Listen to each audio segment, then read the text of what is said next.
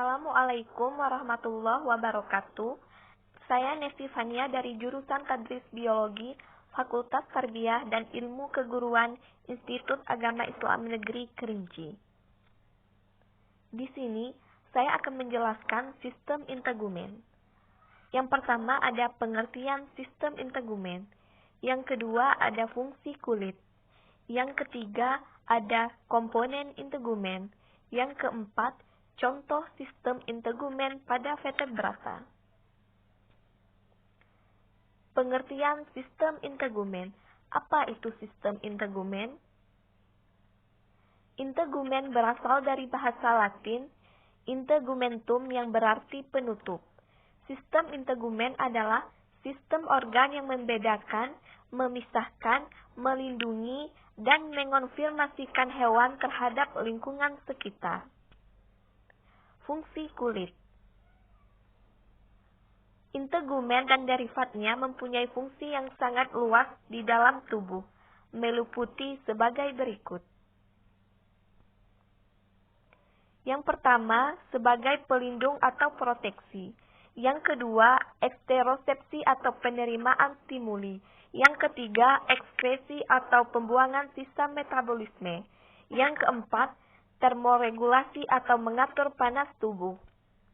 Yang kelima, homeostasis atau mengatur kadar garam. Yang keenam, tempat menyimpan cadangan makanan. Yang ketujuh, tempat sintesis vitamin D. Komponen integumen. 1. Kulit. Kulit adalah bagian terluar tubuh. Dilihat dari strukturnya, kulit terdiri dari dua lapisan. Paling luar disebut epidermis, tersusun atas epitelium, squamosa bergaris, dan lapisan bawahnya disebut dermis.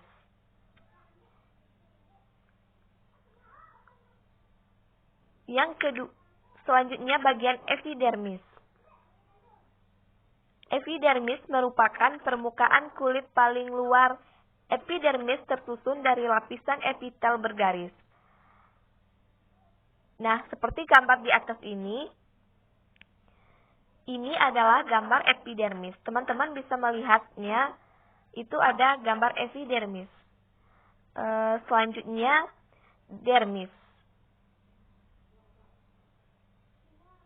Tersusun atas jaringan ikat, terdiri dari dua daerah utama, yaitu daerah papilar dan daerah retikular.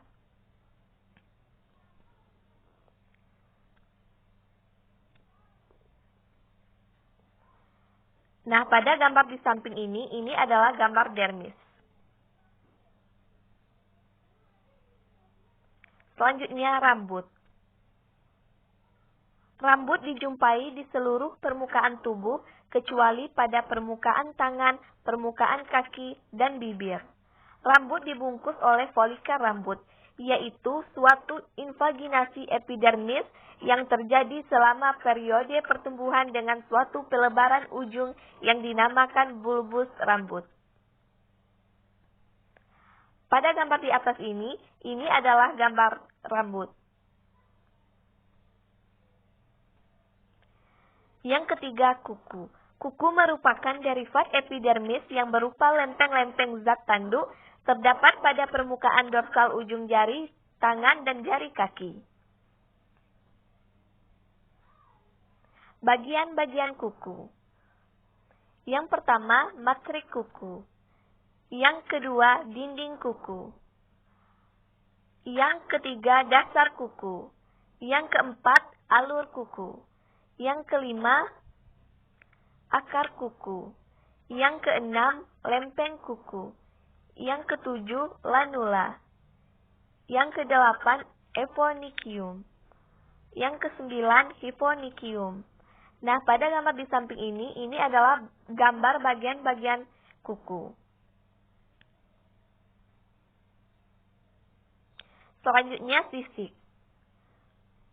Bentuk, ukuran, dan jumlah sisik ikan dapat memberikan gambaran bagaimana kehidupan ikan tersebut.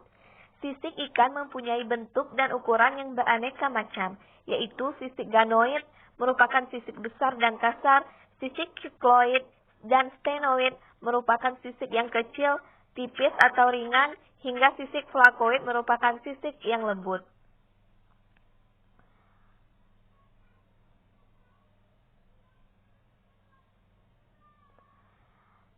Sisik flakoid. Jenis sisik ini karakteristik dibagi golongan ikan bertulang rawan. Bentuk sisik tersebut menyerupai bunga mawar dengan dasar yang bulat atau bujur sangkar.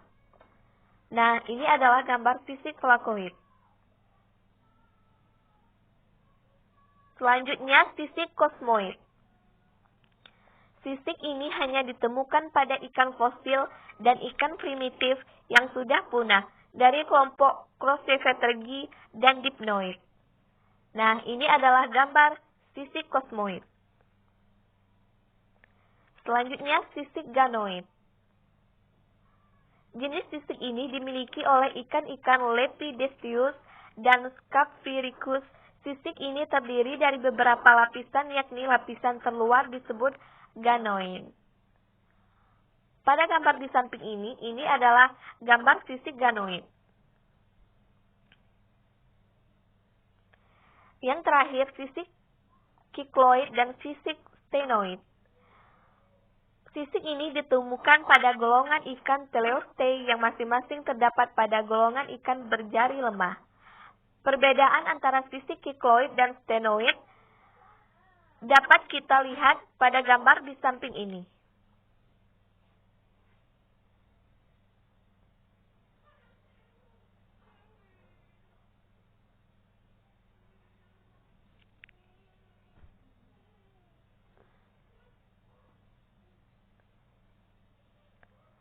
Selanjutnya, contoh sistem integumen pada vertebrata. Yang pertama, sistem integumen pada Fisces. Sistem integumen atau penutup tubuh ikan adalah kulit beserta derivat-derivatnya, seperti sisik dan kelenjar beracun. Pada gambar di samping ini adalah gambar sistem integumen pada Fisces, salah satu contohnya pada ikan. Selanjutnya, sistem integumen pada amfibi. Amfibi bernapas dengan kulitnya yang lembut dan bersih, tanpa bulu, tanpa sisik. Kulit tersusun atas epidermis dan dermis yang terbagi atas jaringan lain. Pada gambar di samping ini adalah gambar sistem integumen pada amfibi. Yang ketiga, sistem integumen pada reptil. Tubuh reptil umumnya tertutupi oleh sisik-sisik yang beraneka bentuk, terkecuali anggota suku Amphibesminidae yang tak bersisik. Pada gambar di samping ini adalah gambar sistem integumen pada reptil. Kita bisa melihat gambar sistem integumen pada reptil di samping ini. Yang keempat, sistem integumen Aves. Tubuh dibungkus oleh kulit yang seolah-olah tak melekat pada otot. Dari kulit akan muncul bulu, yang merupakan hasil pertumbuhan epidermis menjadi bentuk ringan, fleksibel, dan sebagai pembungkus tubuh sangat resisten. Pada gambar di samping ini adalah gambar sistem integumen pada Aves. Yang terakhir, ada sistem integumen mamalia. Binatang menyusui atau mamalia adalah kelas hewan vertebrata yang terutama dicirikan oleh adanya kelenjar susu yang pada betina menghasilkan susu sebagai sumber makanan anaknya. Pada gambar di samping ini adalah gambar sistem integumen. Nah, itulah pembahasan sedikit tentang sistem integumen. Semoga bermanfaat. Jika terdapat kesalahan dan kekurangan, saya mohon maaf. Wassalamualaikum warahmatullahi wabarakatuh.